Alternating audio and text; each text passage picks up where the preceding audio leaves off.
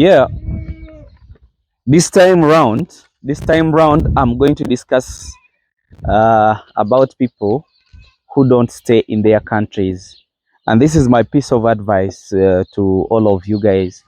All in all, even if you left your country and you went wherever you went to, the issue is just getting the capital from there, then you come and invest home. But most of you have gotten a lot of challenges, and many of you have really called me telling me, Hamis, how do you manage this kind of farm?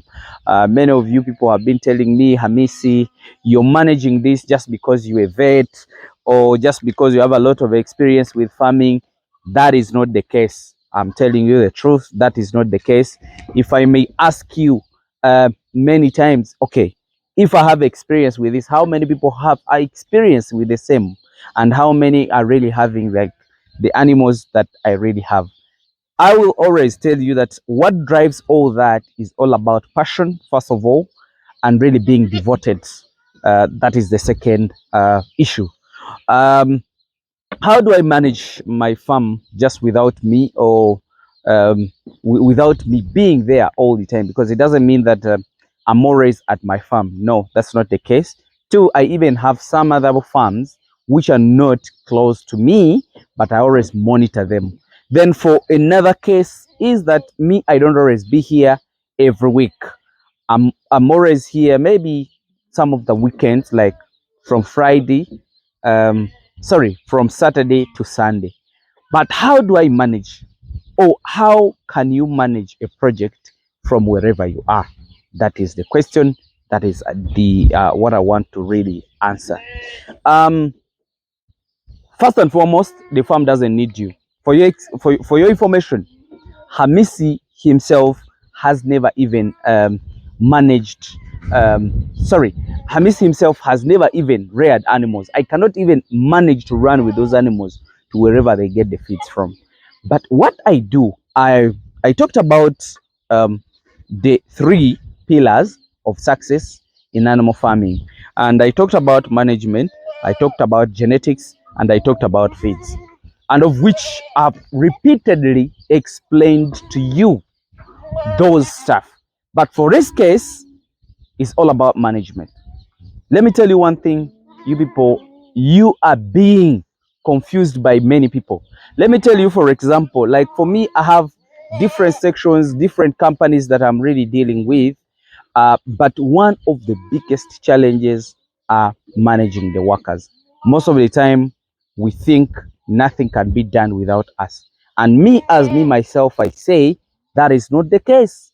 Even if I'm there or not there, things can happen. Like for me here, I already be here on Saturday and Sunday, and the most active day is a Saturday, because there I don't be with visitors. Then Sunday I monitor and see what my project is running, how are we doing it.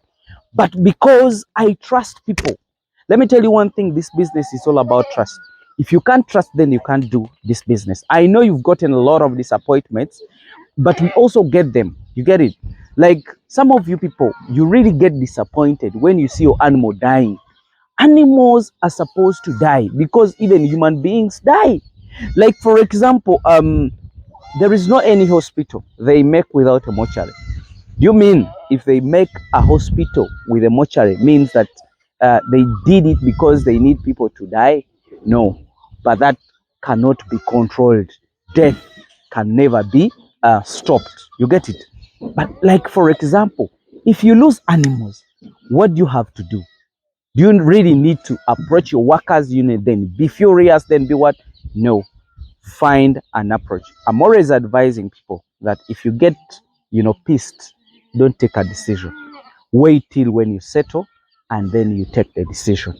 That is the only approach that I use. Me, what makes me successful in this project is because sometimes I take a blind eye, and I don't seem to be approaching. But I also get a lot of challenges. I also get a lot of issues. But me, what I did, I have my manager, is the top person that I always put on the pin.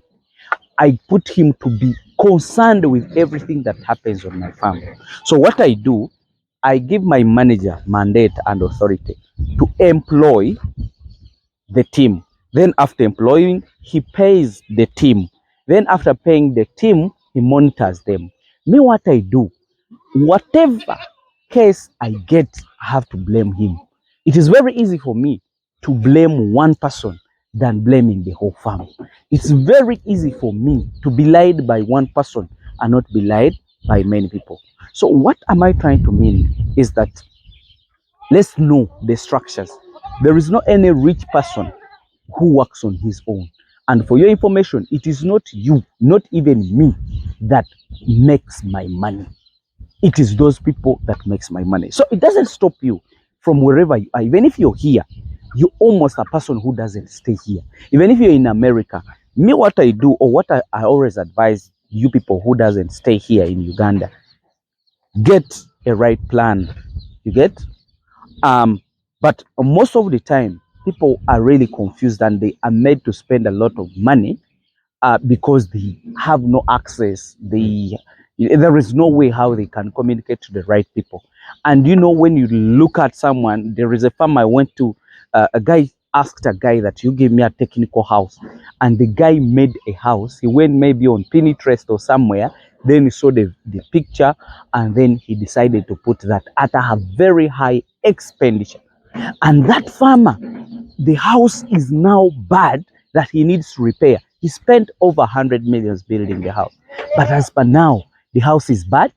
I even look how I can help him. Those are some of the challenges that you guys get who doesn't stay here. But that doesn't stop you from working. Me, what I want, get a company.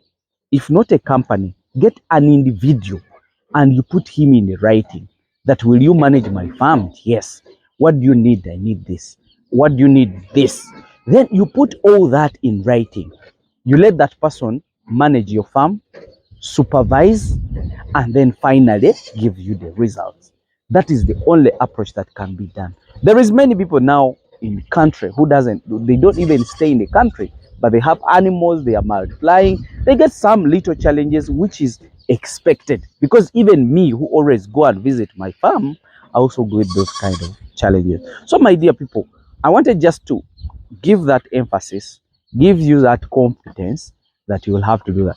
If you decide to stay wherever you stay and you say that, Hamis, I am not going to invest not until I come back, you find yourself not investing because you'll never come back. Whenever you think about of coming back home, you don't have what to show, and that will intimidate you to come back to Uganda. So my dear, I'm just giving you an approach that if you want to do farming, find a team on ground that can help you.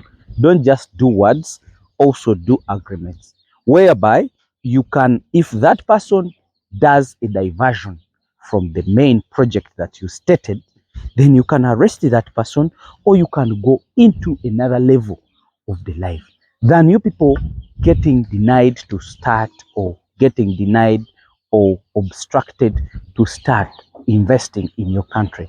For your information, if you're Ugandan, you will never be any other person in this country.